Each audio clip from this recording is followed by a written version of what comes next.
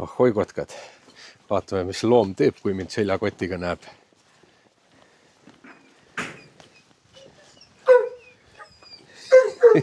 Juba saab aru, et kuskile minek on. No vaata Timmu, näe, vaata mis seljas on. Näe. Ühesõnaga, jah. Okei, laseme tal ära karjuda, siis ma räägin, mis me teeme. Et lähme siis loomaga baaslaagrisse pitsat tegema. Ja meil siin vahepeal tuli jälle uut kraami. Üks nii-öelda varustuse kraam, millega me hakkamegi siis nii-öelda pitsat tegema baaslaagris. Ja tuli tegelikult ka esimesed tooted ära, mis siis mingi hetk nüüd e-poodi müüki lähevad. Et kohe, kui need e-poodi müüki lähevad, me loomulikult teavitame teid. Võt. Aga vaatame siis, mis siis vahepeal tuli ja need klipid siia vahel ära, ennem kui ja mis siin on toimunud vahepeal, et vaatame siia vahel ära, ennem kui siis pitsat hakkame tegema. Nii, ja jõudis siis kohale meie esimene merch, ehk siis esimene pakk fännide müügiks, mis läheb e-poodi. Ja ma ei teagi, kas me paneme kohe juba selle poe avalikuks, võib-olla teemegi. Nüüd siis testime niimoodi laivis, mitte laivis, vaid nagu päris, mitte nende testversioonidega, vaid päriselt ka selle poe maksesüsteemi asjad ära. Et kuidas need asjad päriselt toimivad. Ja siis paneme juba, ma arvan, esimesed tooted müüki ära, aga mis meil siin ikka on. Ja mis meil esimesteks toodeteks on, siis on siuksed tassid. Vot. Siuksed tassid ja on siis kirjaga keriga magamagratid loomulikult. Vot sellised. Et ma arvan, et selle nüüd esimesel võimalusel paneme kohe, tundub kvaliteetne värk, ei võt ka kõige odavamat. Aga kes tahab ära oodata ka järgmisi tooteid, siis läheb napikaks. Et siin läbirääkimised vahepeal siin venisid ja asjad ei jõua kõik nii kiiresti kohale, ehk siis mõnede toodetega võib aega minna, aga kes tahab näiteks ainult asja, ma usun, et saab juba selleks ajaks äkki juba osta, kui see video üles läheb. Et ma proovin nüüd selle e-poe ära päris, mitte testversioonina, vaid päris makse teha seal ja niimoodi ja vaatame, kuidas see asi toimib. Jah, vot siuke kasti täis siis, et mis meil siin oli 30 tükki esialgu, 30 me ei julge liiga palju tellida, aga kohe, kui laoseisu näitab nagu vähe, et hakkab otsa saama, kohe tellime nagu juurde. Vot. Nii, et ostke kähku ladud. Kiiresti ostke ära, jah. Et meid on vaja toetada ja meil siin, meie seda ehitust ja kogu seda kanali majandust ja värki on vaja toetada, ehk siis, ostke kõik ära kohe. Okei. Ja vahepeal üks meie vaataja andis meile jälle natukene kraami, need on nüüd siin auto peal. Et üks asi on see, tal jäi järgi, kulub meile ära, kui hakkab maja fassaadi panema, et saab jälle roti ja hiire kindlamaks teha mõned kohad sealt voodilaua tagant. Ja siis siin on üks asi veel. Selle me võtame nüüd välja ja viime Raunaga baaslaagrisse, sest üksi on natukene raske seda vedada. Aga võtame välja, kohe vaatame, mis asi see on. No nii, loom mõtleb, et on jälle minek kuskile. Hüppas kohe auto peale. Aga tegelikult me võtsime välja siit selle. Et see on nüüd, tasa nüüd lase rääkida. Ta ei lase rääkida. Et see on nüüd siuke väiksem suitsuahi. Et meil on olemas ju hästi tummin suitsuahi, mis me metalliekspertidelt saime.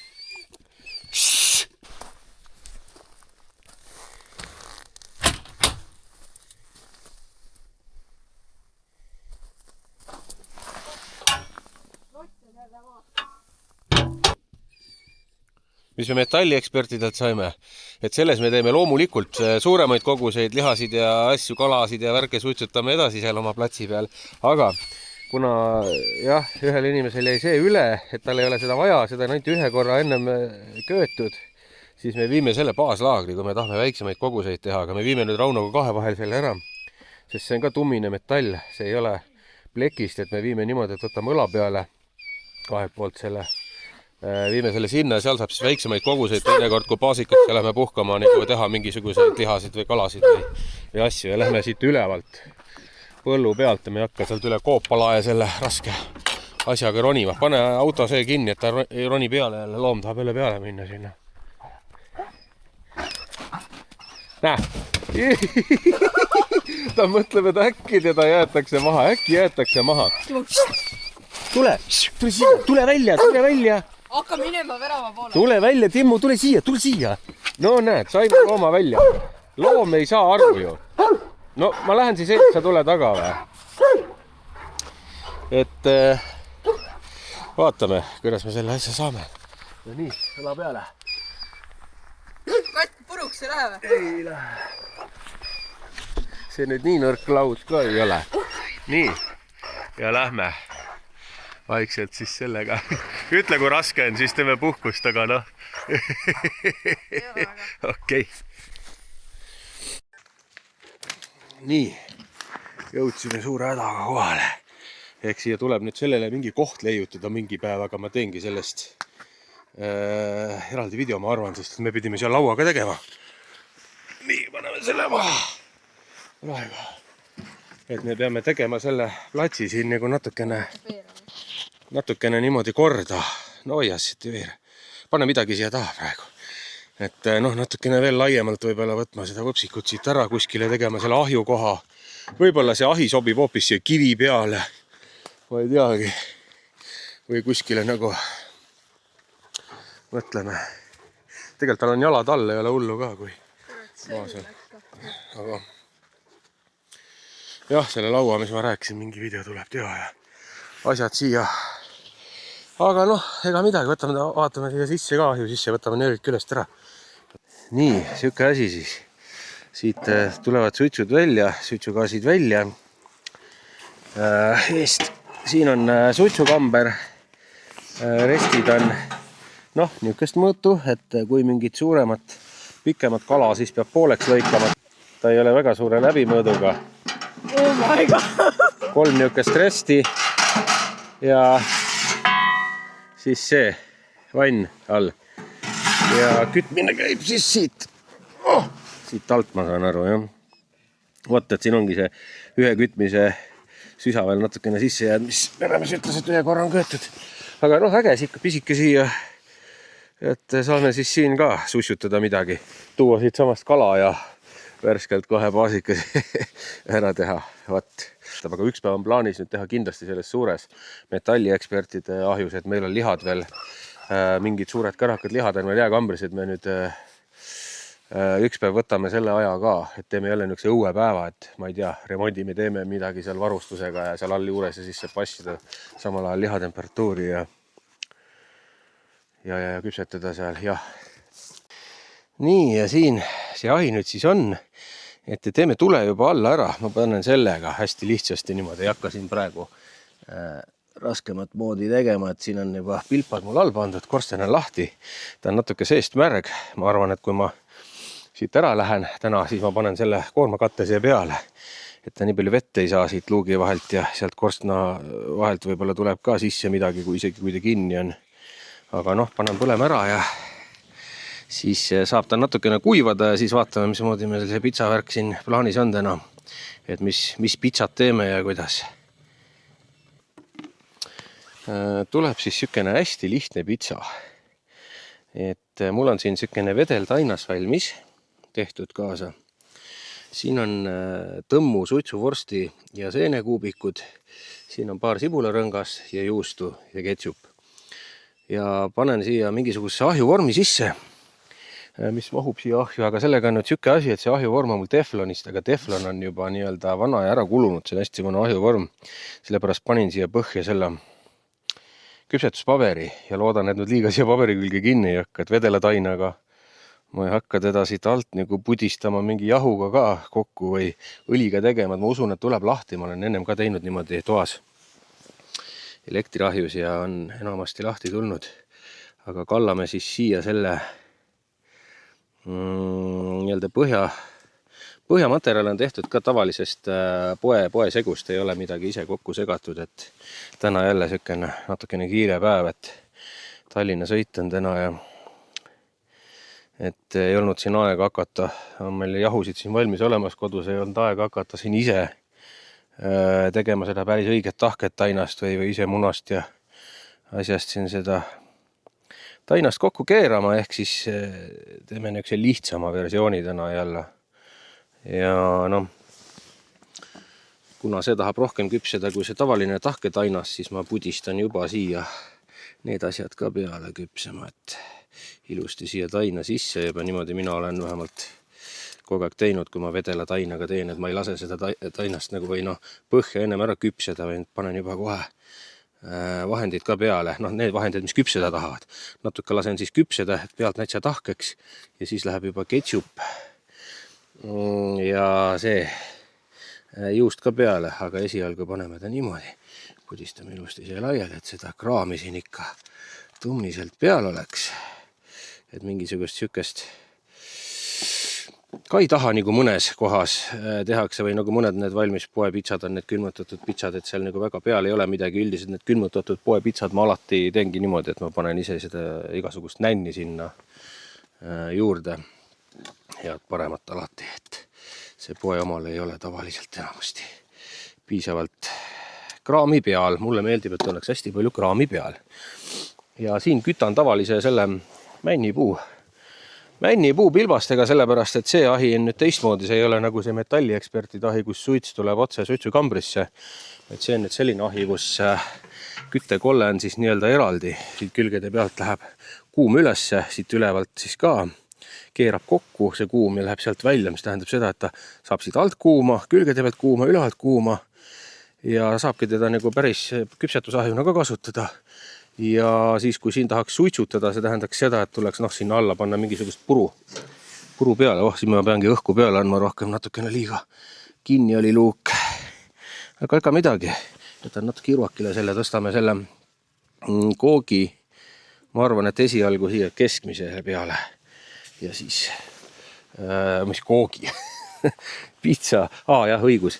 Unustasin juba, et tegelikult tahaks sibularõngad ka juba kohe peale, et need tahavad ka küpseda saada. Mitte nagu see juust või siis ketšup.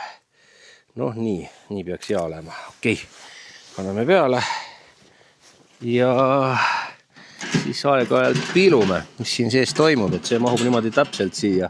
Oleks isegi, ma vaatan, 4 cm suurem see vorm mahtunud, aga jah, ta on niisugune miniversioon, siis ütleme nii, sellest suitsuahjust. Siin mingid väiksed asjad saab ilusti tehtud, kui tahad kodunt väljas teha, mitte siin kodus nüüd praahjust teha kuskil. Ja seljas on mul täna siis ikka see nuko-fassi on see mõnus hea liigutada metsas on ja ei pigista kuskilt ümbert, rihma pole vaja, midagi, püksid alla ei vaju, tagumik välja ei tule selja tagant. Ja sellise kevadise sügisese ilmaga täiesti okei, praegu see ikka 2-3 kraadi plussi siin väljas. Et jah. Ja siis ootame ja piilume siis mingi aja pärast.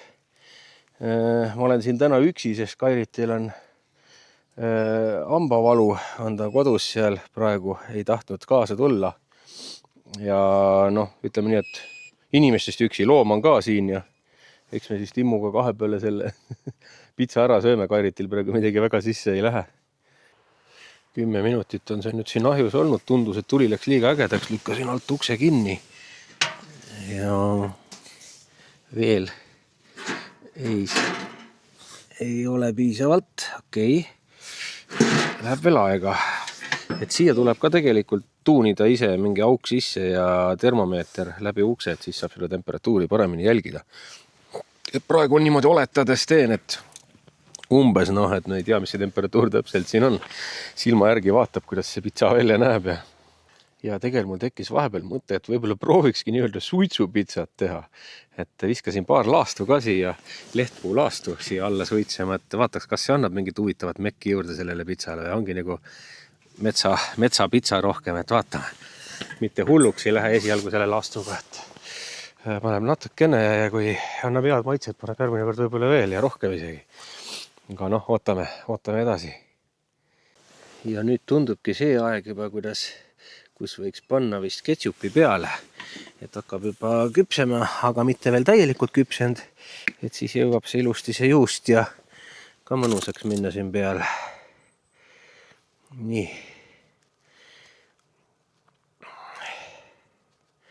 Lüdistame selle peale siia. Mina teen alati ketšupiga, ma ei tea, kuidas teised teevad, aga mulle maitseb, kui on niuke, tomatipasta või ketšup siis. Ja mul ei ole riivjuustu. Lappame lihtsalt need kandilised siia peale. Ja ongi valma, läheb kohe uuesti ahju ja ma arvan, et tegelikult peaks valmis olema. Et vaatame korra, mis ta siis endast kujutab siin sees juba. Võib-olla kindaid kaasas võtan niimoodi pilpaga. Timmu! Väga ilus värk. Et see on küll kena värk, ma arvan. Et paneme jahtuma ja proovime järgi, mis ta on. Oi. Paar kohta on niimoodi pruuniks tõmmanud juba jõust ilusti ja no siit saab kohe aru, kas on head lõhnad või ei ole. Meil on siin see lotid juba hilad ilgub. Aga mis ma tegin, ma võtsin selle kesta ümbert ära, kuna see on koogivorm, siis see käib nagu ümbert ära. Et saab paremini siia alla piiluda juba, et kuidas see põhi sai, et ega ära ei kõrvetanud. Aga siit tundub küll, et see põhi on nagu perfektne just täpselt. Et paar nükest, see õrnalt pruun, paar nükest tumedamat täpikest on, aga ei midagi hullu. Ja ma ei teinud ka väga paksu põhja, mulle ei meeldinud need väga paksu põhjaga pitsad ka, kus seal mingi 2-3 sentimeetrit põhi on. Et selle vedela tainaga võib vahel ka liiale minna, et seda ei tasu ka liiga paksult panna. Aga ega midagi, lasen jahtuda, lõikan seni kaua. Ma julgen siin peal kohe otse noaga lõigata, sellel on teflon niikuinii puru, et lõikan ta niimoodi juppideks ära, kuni jahtub ja siis proovime, kui on vähe rohkem jahtunud juba, mis ta on. Aga nüüd on siis proovimise aeg, et ilusti tuli lahti selle põhja küljest. Ei jäänud üldse sinna paberi külgi kinni, ma tegelikult segasin hästi väheken õli ka taina sisse, ma ei tea, kas see aitas, aga